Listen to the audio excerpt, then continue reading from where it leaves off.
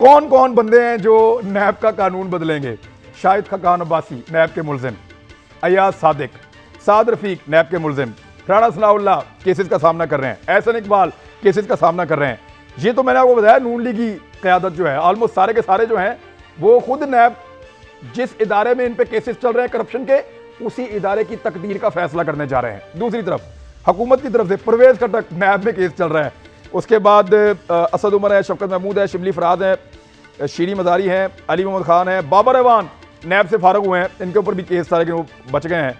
शहजाद अकबर, आमिर डोगर, फरोग नसीम और सेनेटर अनवारुल हक काकड़, इनके ऊपर भी इंक्वायरी है, काकड़ साहब के ऊपर भी, और गौस बख्श मेहर, ये लोग हैं जी हुकूमत की जानिब से। पीपल्स पार्टी आ जाए जी, परवेज अशरफ, राजा परवेज अशरफ, नवीद कमर, शेरी रहमान, फारूक हामिद नाइक, और इनके अलावा हैं जी MMA के रुकन कौमी असम्बली शाहिदा अख्तर अली कमेटी में। पीपल्स पार्टी ने निस्बतन कुछ बेहतर कोशिश की है कि बेहतर लोग जो हैं वो दिए जाएं, लेकिन चले यहीं से शुरू करते हैं। आरिफ हमीद भट्टी साहब, नैब के मुलजिम फैसला करेंगे कि नैब कैसा होना चाहिए। बिस्मिल्लाहिर्रहमानिर्रहीम। मेरा ख्याल है ये दोनों हुकूमतें 5-5 साल रही हैं, पीपल्स पार्टी, इन्हें कानून बना देना चाहिए था। Chief justice of Pakistan Asif Ali Zardari, army chief Nawaz Sharif, ये बनाया नहीं, ये बड़ा जुल्म किया। जितना दर्द इनके सीने में है ना कौम का, किसी के नहीं है। दोनों पार्टियां, मुझे 2 मिनट दे दीजिएगा, क्योंकि आपके नौजवान जनरल मुस्तफ़ा साहब और आमर लियाकत भाई जिनसे हमारे प्यारे प्यारे हैं, और महमल तो वैसे ही बड़ा अच्छा बोलती हैं, ये कह रहे नैब को ख़त्म कर देना चाहिए। क्या आसफ अली जरदारी की ज़बान नैब ने काटी थी? गालिबन सिंध पुलिस ने काटी थी, राना मकबूल था वहाँ। जुल्फ़कार अली भुट्टो को मौजूदा नैब ने दी है, फांसी दी है, वो गालिबन अदलिया थी। अब ये कहते हैं मैं नैब का कहता हूँ क्रॉस दी बोर्ड एहतसाब नहीं कर रही, उसको एहतसाब दी कोर्ट सिलेक्टेड कर रही है, इसमें दो राय कोई नहीं है। बिलावल साहब, क्या सिंध पुलिस ठीक है जिसके परसों एडिशनल IG ने कहा है कि मेरे SHO डिप्टी भत्ता लेते हैं, जुआ कराते हैं, मंशियात वो खाते हैं? क्या बल्दियात महकमा ठीक है? FIA ठीक है, फेडरल इन्वेस्टिगेशन एजेंसी, जहां 10-10 साल से एक केस की इंक्वायरी पड़ी है, जेल खाना जात जहां मंशियात बिकती है, वो अदारे ठीक है?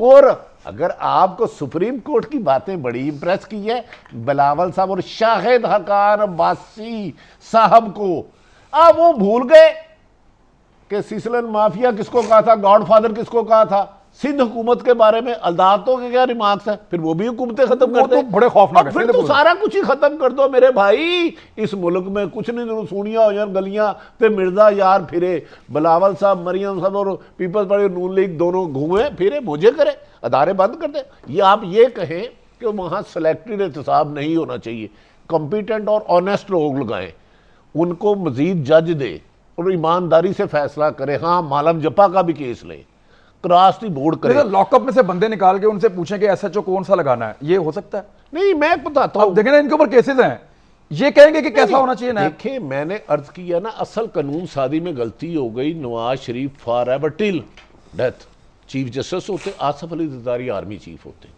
और बाकी इनके उल्टा हो गया, आपने चीफ जस्टिस जरदारी की हम गुलामी करते रहते।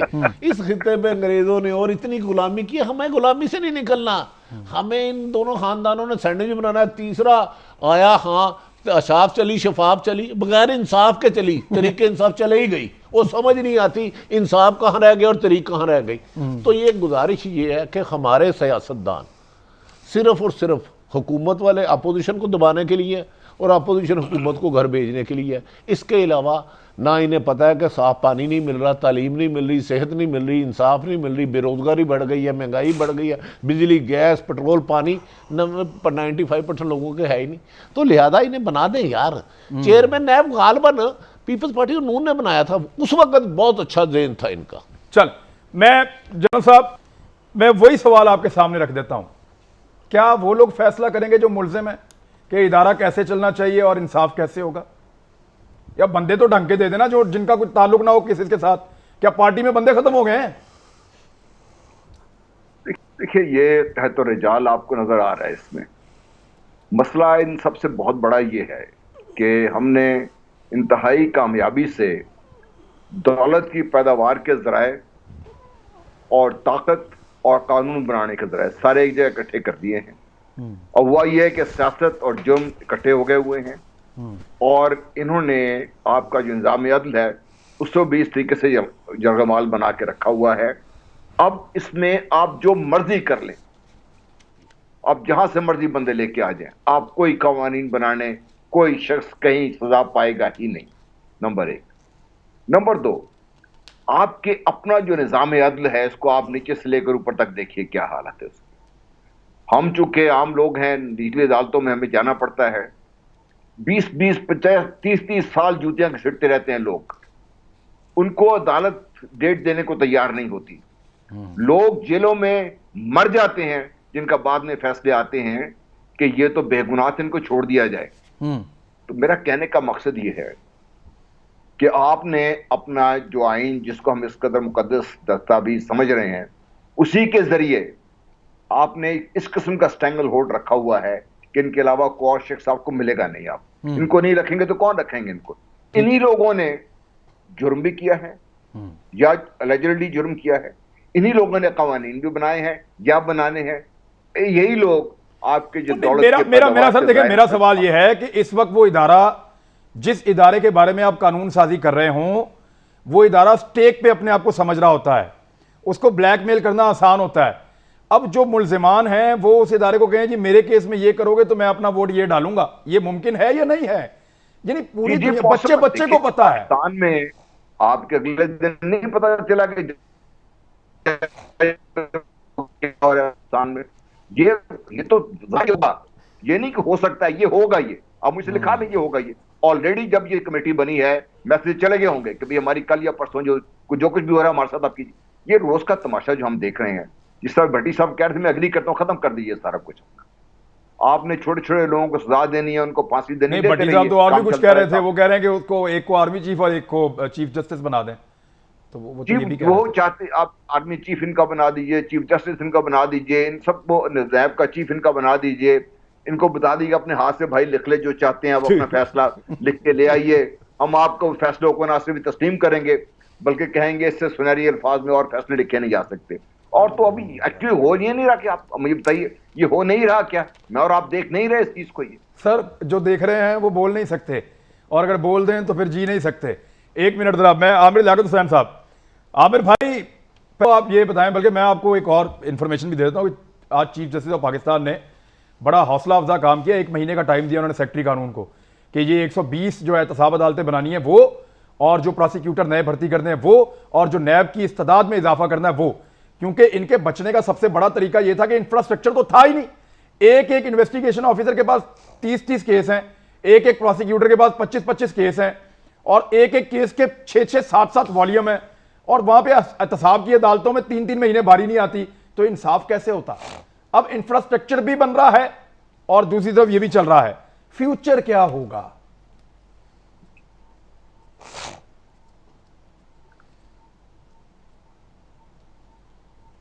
आमिर भाई, इट वॉज इशू आपके लिए था। आमिर भाई नहीं सुन रहे। महमल, मैं यही आपके ऊपर मैं ट्रांसफर कर देता हूं क्वेश्चन, आप क्या देख रही हैं, क्या फोर्सी कर रही हैं?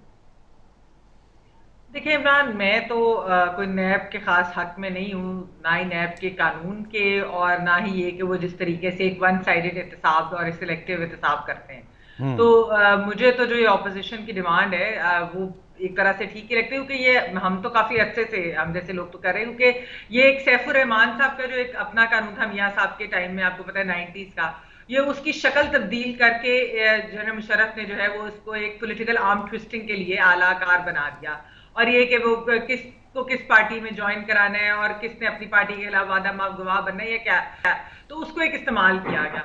फिर उसके बाद जब पीपल्स पार्टी और फिर नून लीग की भी हुकूमतें आई हैं, पीपल्स पार्टी तो कहती भी रही नून लीग को कि इसको बदल देते हैं कानून को, या चेंज कर देते हैं, तरमीम ले आते हैं, इसको खत्म करके कोई नया उसका बना देते हैं, लेकिन नून लीग नहीं मानती थी।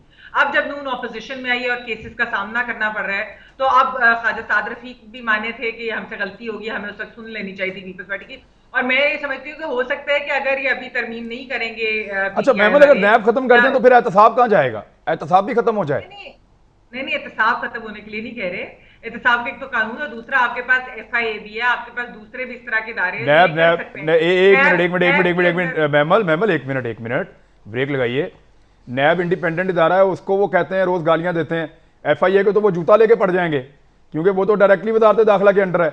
और दूसरे इदारों का ये आपको नहीं पता कि ये क्या करेगी अपोजिशन, या कोई केस चलेगा तो ये क्या करेंगे? यानी आप एक ऐसा इदारा जो इंडिपेंडेंट बॉडी है उसको खत्म करके जो डिपेंडेंट बॉडीज है उनको केस दे रही हैं। Very good. नहीं, आप एक कंसेंसस के साथ एक बनाएंगे ना। अभी जिस तरह आपने बात की कि एक कमेटी बनी है नून लीग की, पीपल्स पार्टी की, PTI की, एक कंसेंसस के साथ ऑपोजिशन, तीनों जो मेन जमाते हैं वो कंसेंसस के साथ एक चीज बनाएंगी ना। अगर फिर भी उसके बाद भी उनको किसी चीज के ऊपर एतराज होता है, FIA के ऊपर होता है या किसी और के ऊपर, या इवन इसी में अगर तरमीम करके वो करते हैं, कोई एतराज होता है तो फिर तो ये उनका मसला है। अगर वो अभी ठीक एक है, अच्छा कंसेंसस डॉक्यूमेंट ठीक बनाते है। हैं तो why चलें, not? मैं एक मिनट में आमिर भाई को एक चीज पूछ, आमिर भाई मेरी जो ऑब्जर्वेशन है वो आपके सामने रखता हूं, आप इसके ऊपर रिस्पॉन्ड कर दें। मुझे लगता है कि दुनिया का सबसे अच्छा कानून भी हो और नीचे इंफ्रास्ट्रक्चर ना हो तो इंसाफ नहीं हो सकता, एहतसाब नहीं हो सकता।